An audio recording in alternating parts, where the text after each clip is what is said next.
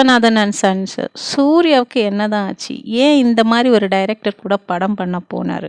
சூர்யாவோட காஸ்டியூம் ஐயோ! ரொம்ப மொக்கையா இருக்கு. அவர் பெரிய பணக்காரர்ன்னு காட்டிட்டு ரொம்ப மொக்கையான காஸ்டியூம் குடுத்துருக்குறாங்க. அது மாரி அவருடைய ஹேர் ஸ்டைலும் சரி, ஃபேஸ் மேக்கப்பு எதுவுமே சரியில்ல. உண்மைய சொல்லப்போனா, ஒரு 3 மணி நேரம் படம் போய் உட்காந்து பார்த்தா, இவர் பெரிய பணக்காரருங்கிற ஒரு ஃபீலே வரமாட்டேங்குது. அந்த மாரி மொக்கையா காமிச்சிருக்கிறாங்க. அது சரி, இவங்கலாம் வந்துட்டு சீரியல் படம் தானே எடுப்பாங்க. அந்த ஆள் டைரக்ட் பண்ணா அப்படிதான் இருக்கும்.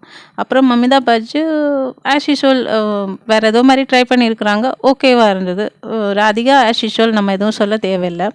ஆனா ஃபர்ஸ்ட் பார்ட் வந்து ஏதோ பண்ண போறாங்க. ஏதோ ஒரு மாரி இருக்கு. செகண்ட் பார்ட்ல ஏதோ வருது அப்படின்னு சொல்லிட்டு பார்த்தா, செகண்ட் பார்ட்டா காடு, மலை, வீடு, குளம் அப்ப கம்மாயி அப்படின்னு சொல்லிட்டு கொண்டு போயிருக்கிறாங்க. அது என்னவோ ஒண்ணுமே மனசுல நிக்கல. மொத்தத்துல இந்த படத்த பார்த்துட்டு வெளிய வந்தாச்சு அப்படின்னு சொன்னா, எந்த ஒரு காட்சியுமே மனசுல ஒட்டல. அந்த மாதிரி தான் இருந்தது. பார்த்த உங்களுக்கெல்லாம் எப்படி இருந்ததுன்னு எனக்கு தெரியல. ஆனா நெறைய பேர் இந்த படத்த பார்த்து ரொம்ப ஃபயர் விட்டுட்டு, ஆஹா! ஓஹோன்னு புகழ்ந்து தள்ளிட்டு இருந்தாங்க. அந்த மாதிரியெல்லாம் ஒண்ணும் தெரியல. இந்த பழைய காலத்து அந்த கதையும், பழைய காலத்து காட்சிகளையும் கொஞ்சம் மாத்துனீங்கன்னா நல்லா இருக்கும். சூர்யா.